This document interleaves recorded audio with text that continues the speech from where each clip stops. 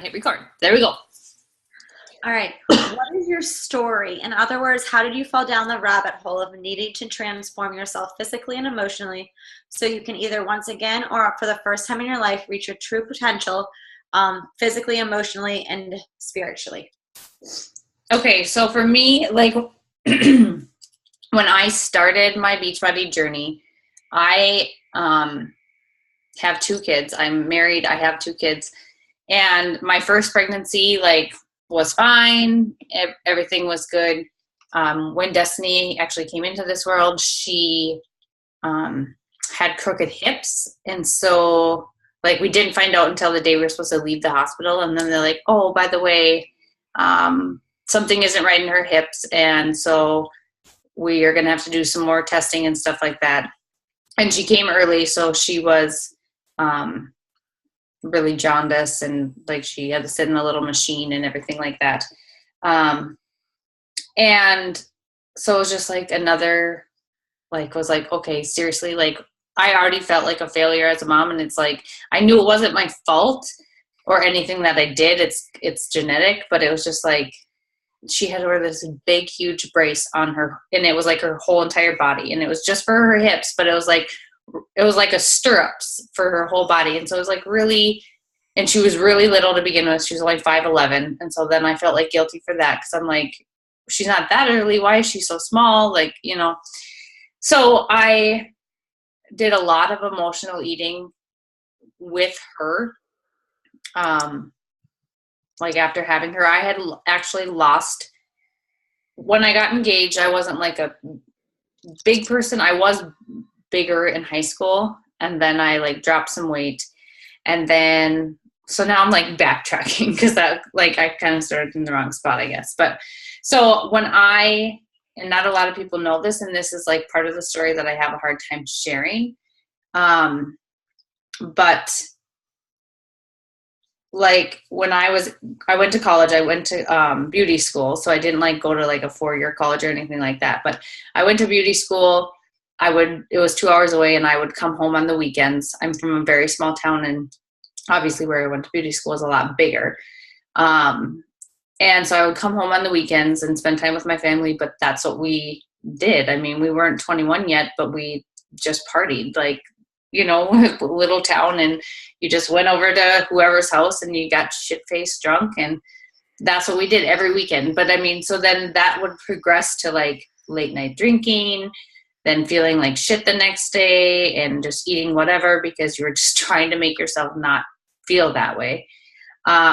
So I gained some weight in college, definitely. And then when I finished beauty school, I moved to like an hour back towards my hometown. So then I was only like an hour away, and I moved in with my boyfriend at the time. And we lived in like a house with another couple, and they drank a lot, but I was working. So like working at a salon, and it was like, you couldn't be hungover and cutting somebody's hair. So I would, at that point in my life, I was like, okay, I can't do this anymore. I can't go to work and feel like shit all day.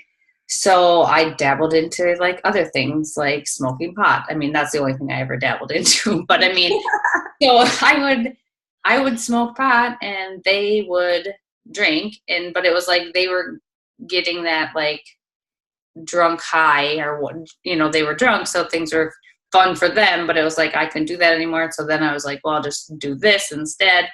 But at times I would find myself like eating an entire bag of Starburst, like not like a package of Starburst, like the big bag. Like I would eat that, the whole thing.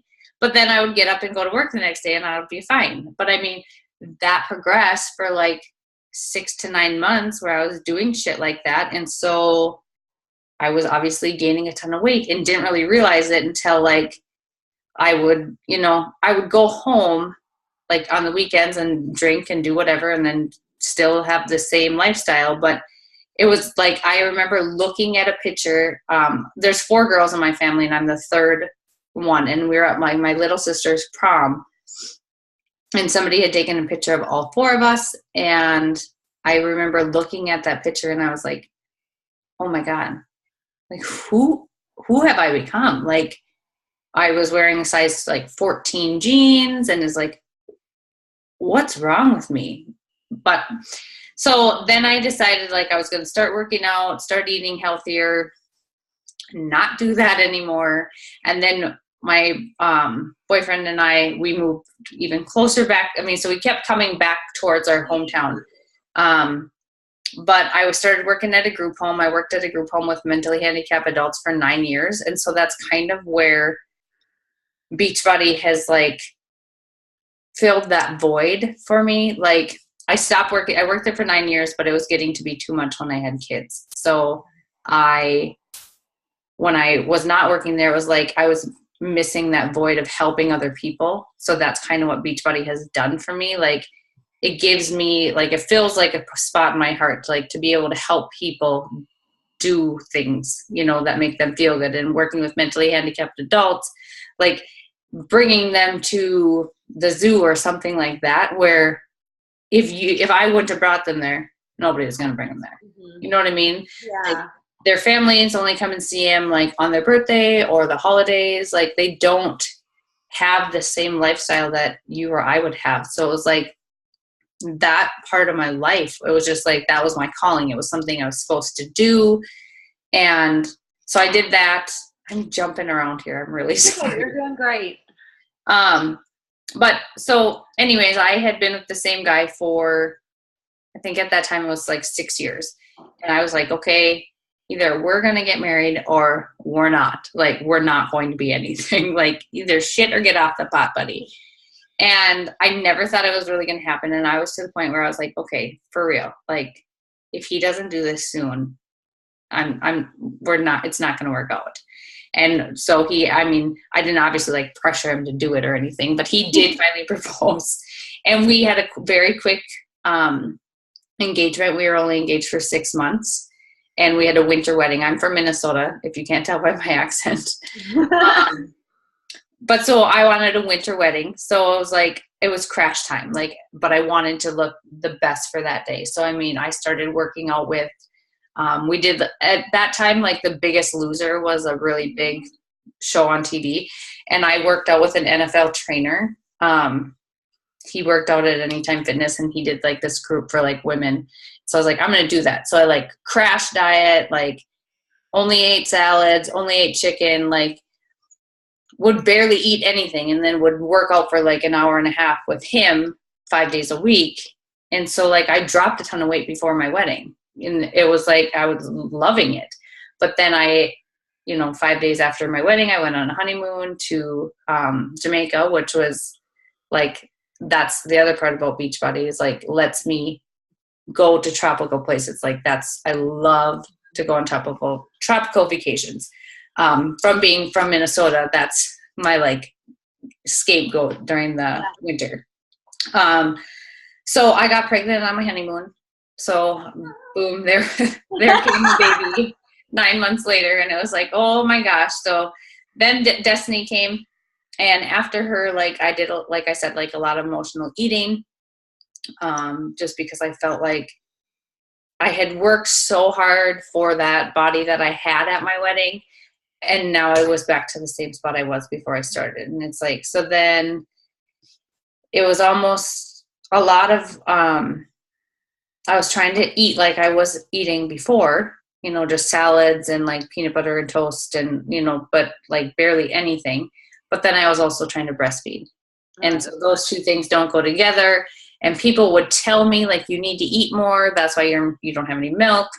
But then I would like listen to them for 2 days, but then I would feel fat. So then I would stop, but I was still trying to feed her. And it's like, it wasn't working. Like she wasn't getting enough milk. She was small to begin with. So then it was like the guilt of not being able to provide for her like I wanted to. Like I bought all of the supplements or whatever, like anything that was going to make my milk supply more. But then it like I almost felt like I was not doing my job as a mom. So then it was like, okay, now I'm just going to drink because I feel, I'm feeling sorry for myself. And then I got pregnant again. And like, so I hadn't lost, I had lost some of the baby weight, but not a lot of it. Mm-hmm. And then I got pregnant again and I was like, determined after I had Jackson also came early. But at 28 weeks, I got put on bed rest with him because I started to go into labor at 28 weeks. And so I had to like stop working, and I was on bed rest, and it was like a very emotional time of my life. Like, because it was just like, I felt like I couldn't do anything for my little girl because I couldn't lift over 10 pounds, and she was over 10 pounds, and she was like 1.5 at the time. So it was like, and just sitting there all day long, like you just think of so many things. And I like constantly thought about, oh my God, I'm just going to keep getting fatter and fatter and fatter. Like I have to eat because I have to feed this baby inside of me, but I'm just sitting here. So it's just, I'm not doing anything physical. So it's just going to get worse. And so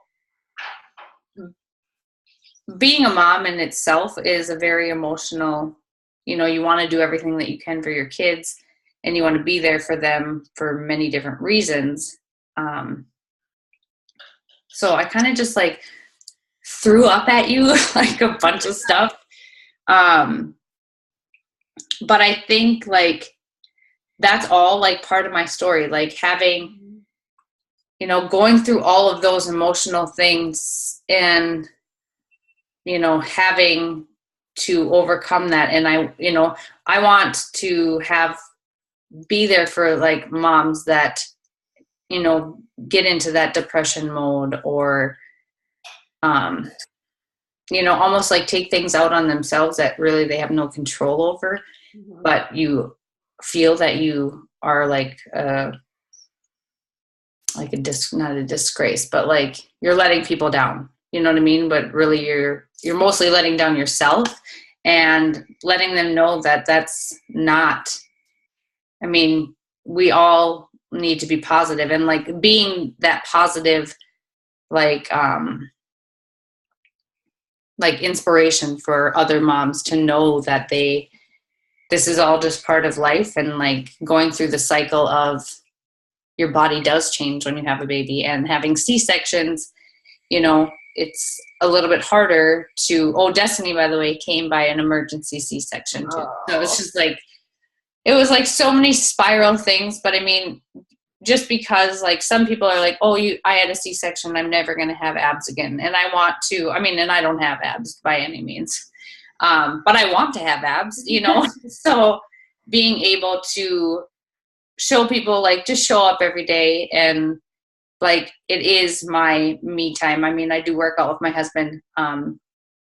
He's been pretty consistent since Shift Shop came out. So, awesome. But there's many days where, you know, before where it's me getting out of bed at 4:30, 5 o'clock in the morning, and then doing a 30 to 45 minute workout and coming back upstairs and he's still sleeping. And it's like, screw you. Like, yeah, like, I could use those 40 minutes. Exactly. So that I kind of just like threw up a whole bunch of my stories. Yeah. So maybe I probably answered some of the other questions in it. That's okay. We'll go over the other questions, and if we think you've already answered them, we'll move on. Okay. So what's the theme of your story? Have you been repressing your passion? Have you experienced lots of ill health and disease? Have you struggled physically, emotionally, and financially? Have your relationships failed to feel like you really want, and you're really ready to start telling a new story about what you really want and deserve? Okay, so I kind of touched on that a little bit. Part of my story too is I grew up with 3 sisters and a mom and dad from a small town, and a lot of our family income came from my mom because my dad was very sick and he was in and out of the hospital a lot. So like there was financially, like, I don't ever want to have to tell my kids like, no, we can't do that because we can't afford it, you know? And there was a lot of times I heard that from my mom, like, I'm sorry, but we can't afford it. And I know that it broke her heart to have to say that, but it was like every, you know, dollar that she had went to not only like my dad's medical bills, because obviously insurance pays for that, but we're from a small town, so it's 45 minutes to the nearest hospital. And so it was driving back and forth every day. She works in the town a half hour the other way. So it was like she would go to work all day, come home, and then go straight 45 minutes the other way. And my dad was in the hospital. He's a diabetic since he was 12.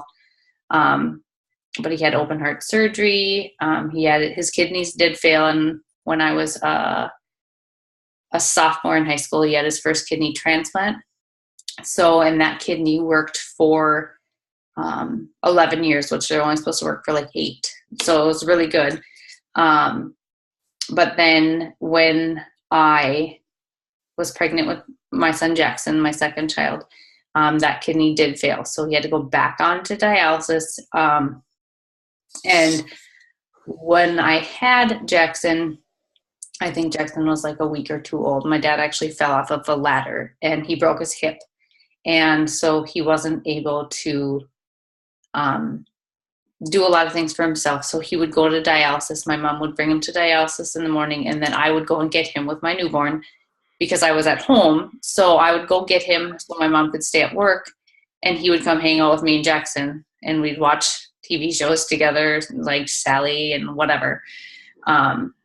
But it was like a bonding time for my dad and I. And it's like, I think that having just, I connected with him at that time in my life. Like, not that we didn't connect before, but it was like a time where I was older. I appreciated it more.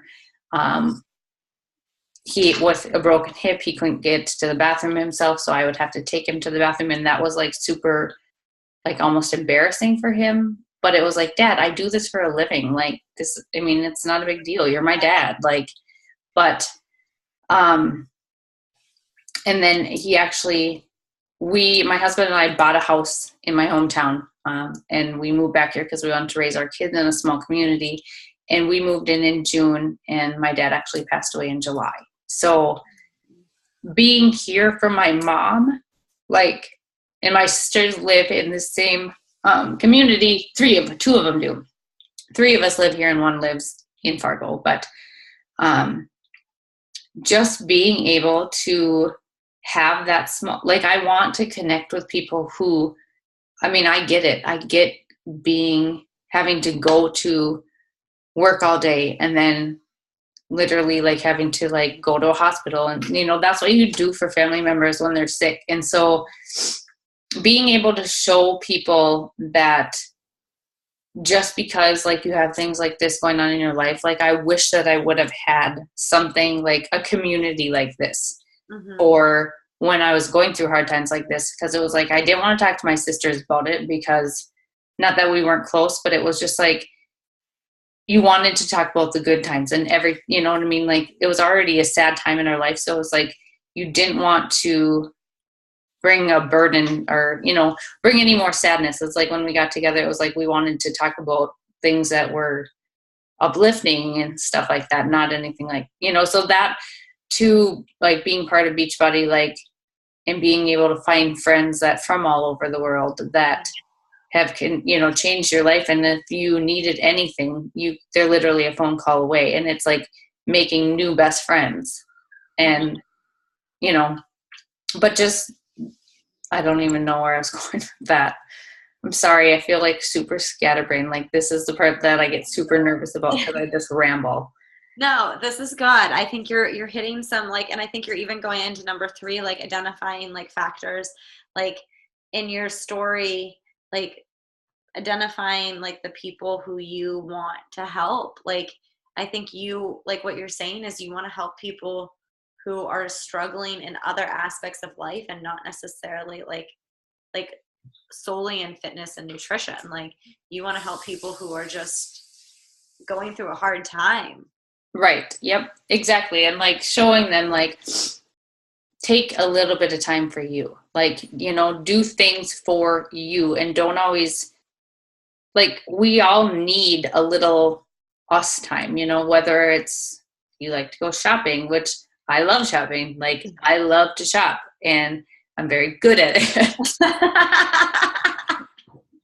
Which Beachbody helps you with that. Yes, absolutely. And like, that's another, like, my success partner and I, like, we talk about it, and I am somebody, like, my ideal person would be somebody who, I would never want to, not never, but I mean, like, I don't want somebody to join my team if they hate shopping, because that's so not me. You know what I mean? Like, I love going to Super Saturdays. Ours are 3 hours away from where I live.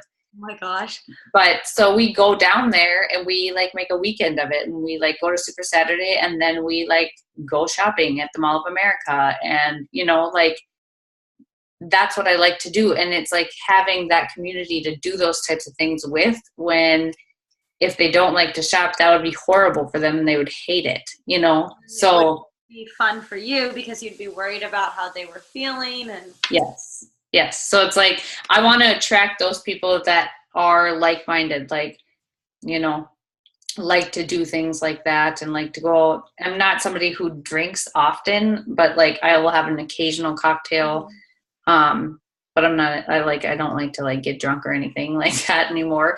Not saying like that's bad, but that's just not a part of my life that I'm into anymore, because of the fact that I want to be able to get up in the morning and work out, because if I don't work out, then I'm bitchy and crabby, and you know what I mean? Like, I need that time to like give me my energy for the day. And if I felt like shit the next morning, well, then that defeats the whole purpose of everything, I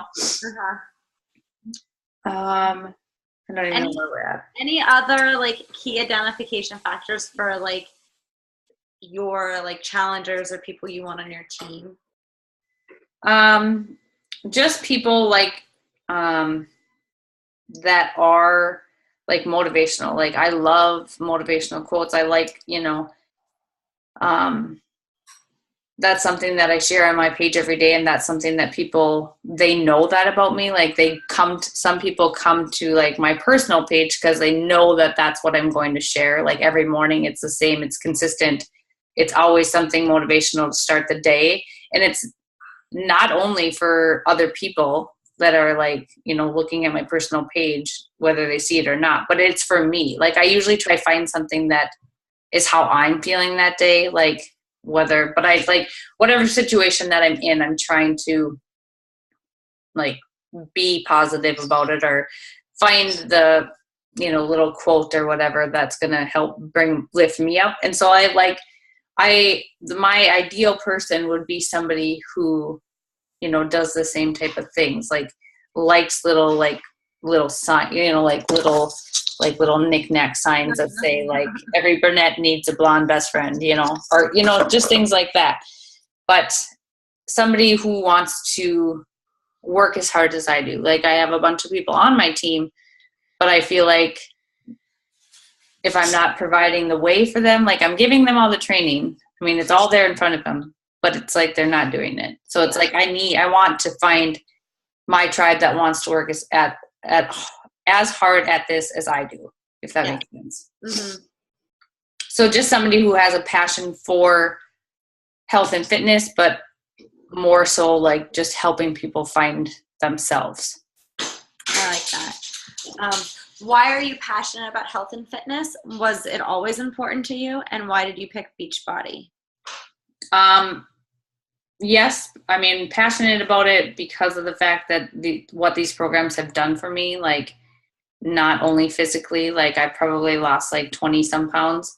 So not a huge transformation, but I mean, enough where people, I definitely look a lot different than what I did before I had kids or whatever. And no, it has not always been important to me at all. I mean, there was obviously aspects of my life that I was like, nah, I'd rather party.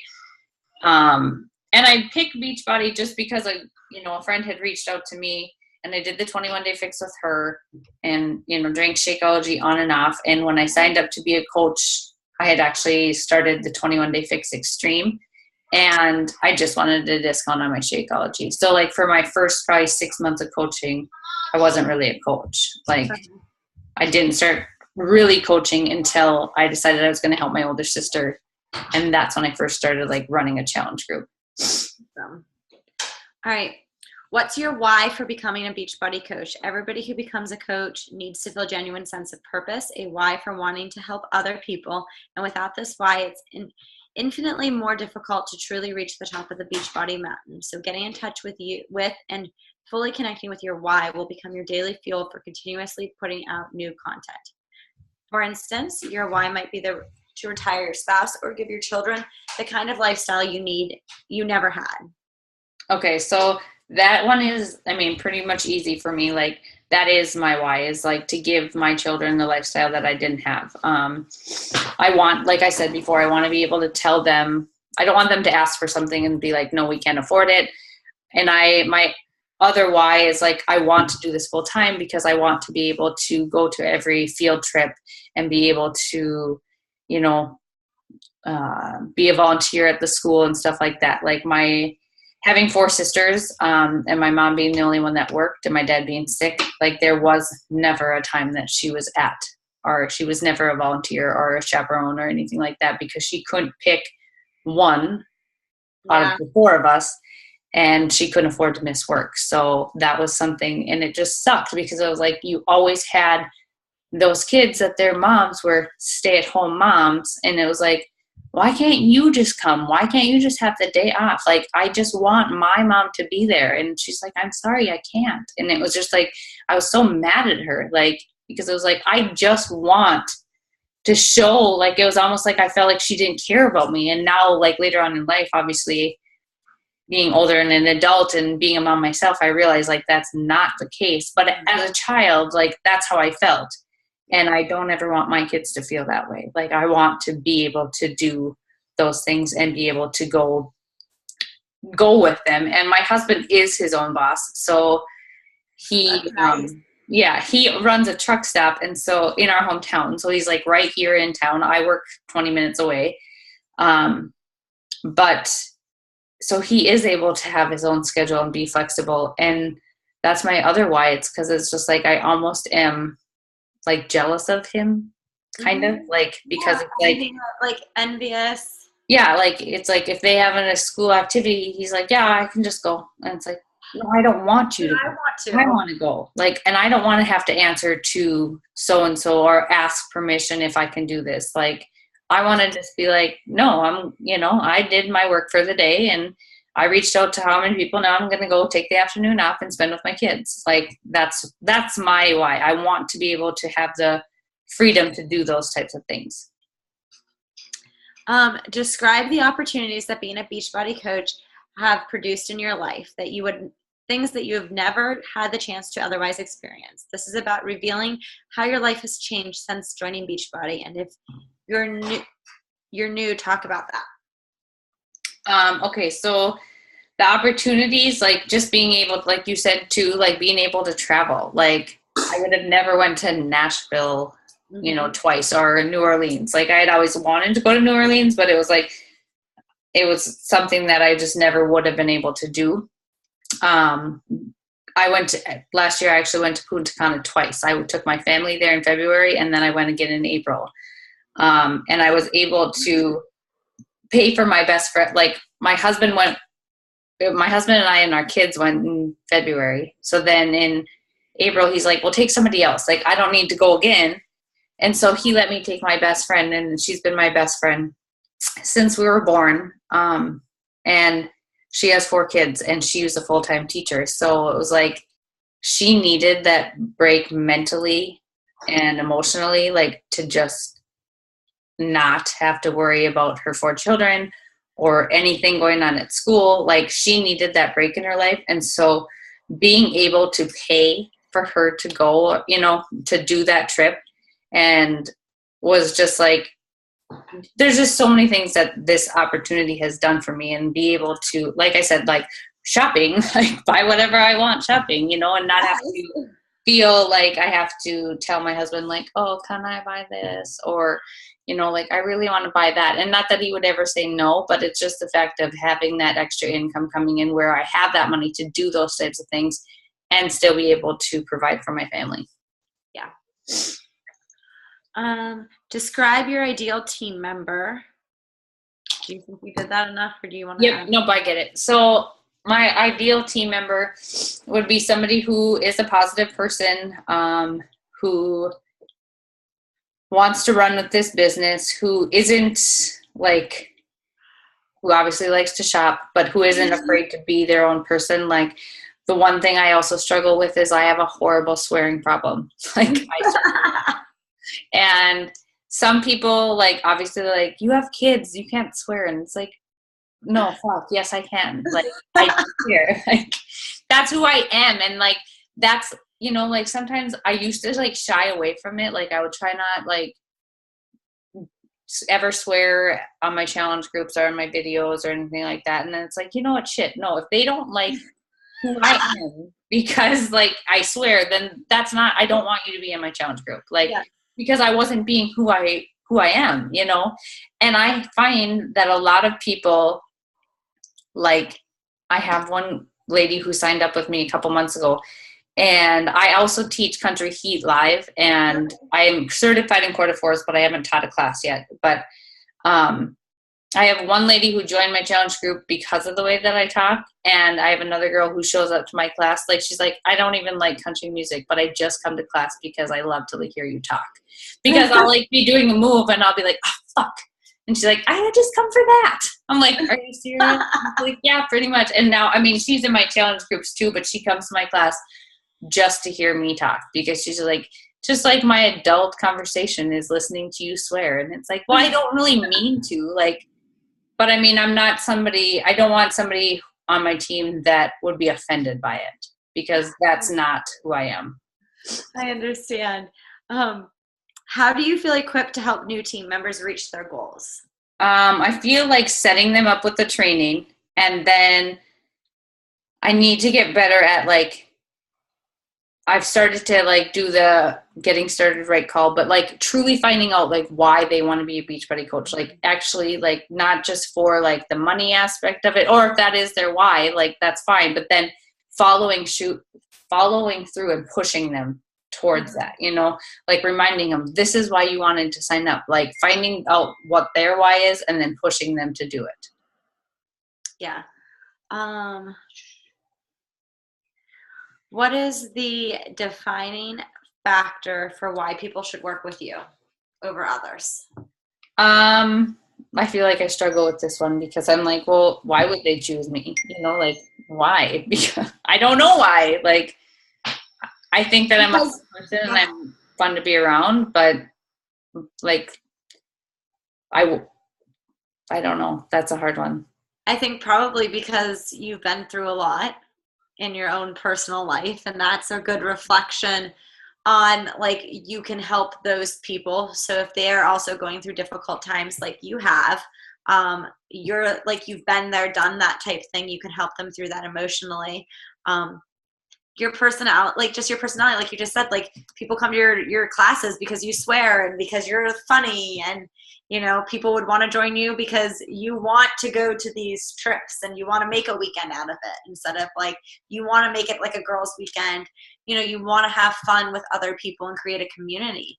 Like, not everyone who coaches does that, and that is something that sets you apart from others.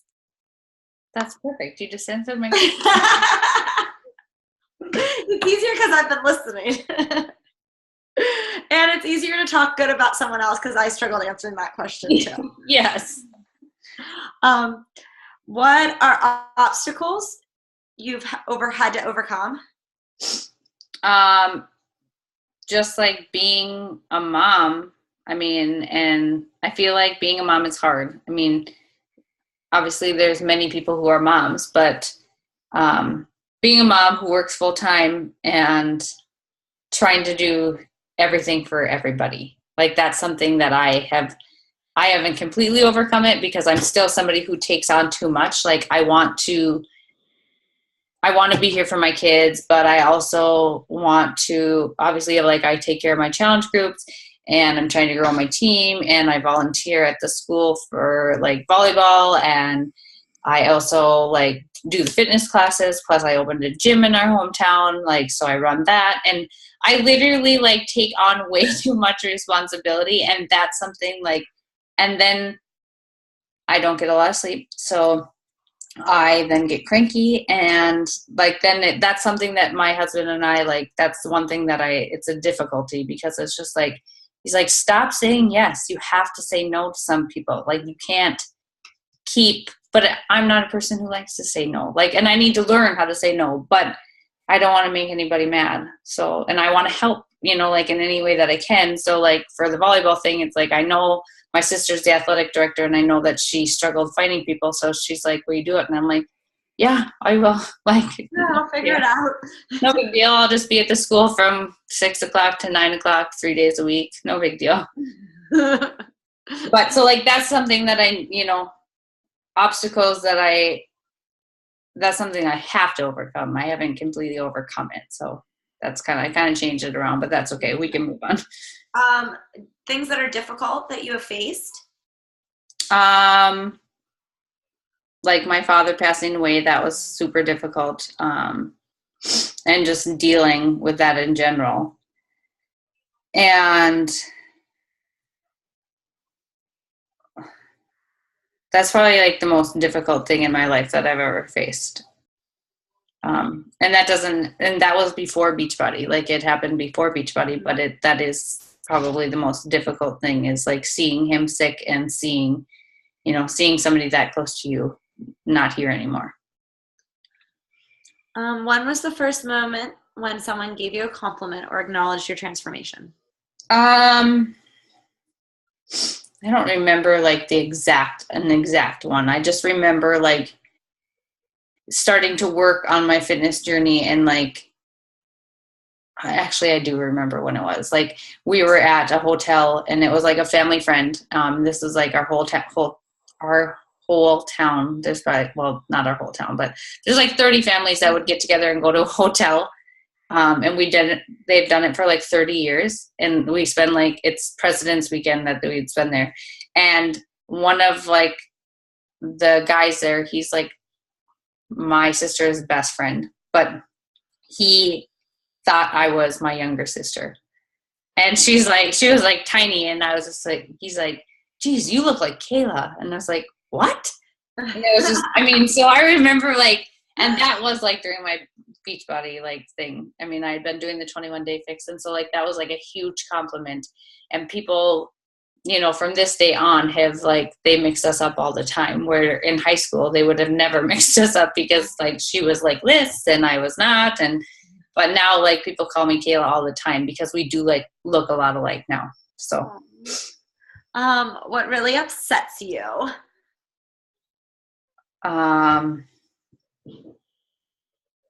There's a lot of things that really start that list. Yeah. I don't know. I think like people who say that they're going to do one thing and don't follow through. That's probably like my biggest pet peeve, or my biggest, like, if you say you're going to do it, just freaking do it. Like, if you don't have any intentions of following through, then don't say you're going to do it. Like, I hate when people break promises, kind of. That really pisses me off. Uh-huh. What keeps me up at night is, yes, like we said, like just going through everything in my life, like the things that there's so many things that you want to do, and like the things that you should do, like our 4 vitals. Like I feel like sometimes I like sit up at night answering messages, or I feel like, oh crap, I didn't get my personal development in. Now I'm going to read for 10 minutes, and now I'm so damn tired I don't even know what I read. What you just read, yeah. Yeah. Go ahead. What accomplishments have given you a sigh of major relief? Just being able to like provide for my family, bring in extra income.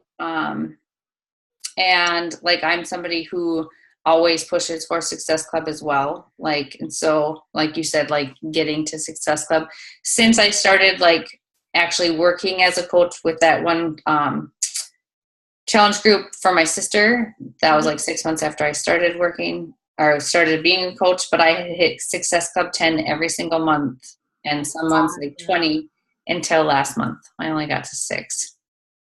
So that was a huge downer for me. But that's something that I have put in my head, like that's a non-negotiable. And last month I felt too, like I worked my ass off last month. Like I feel like I put more time, more energy into this business, and it just was like, it was not panning out. It's like, what am I doing wrong? Like, I feel like I'm putting in so much more than I had to before. And it was like, okay, am I have I exhausted my warm market? Like, what am I doing wrong? And yeah, last month sucked, but I'm close to 10. I'm at 8 right now. So, I mean, I try to like make 10 by the 15th of the month. Like that's my like goal for myself usually always, just because then the last half of the month, like I, have that sigh of relief. Like if I have more people, that's fine. If I don't, well then that's okay because I reached my goal. Yeah. Sorry. How have you defied your own or other people's expectations? I think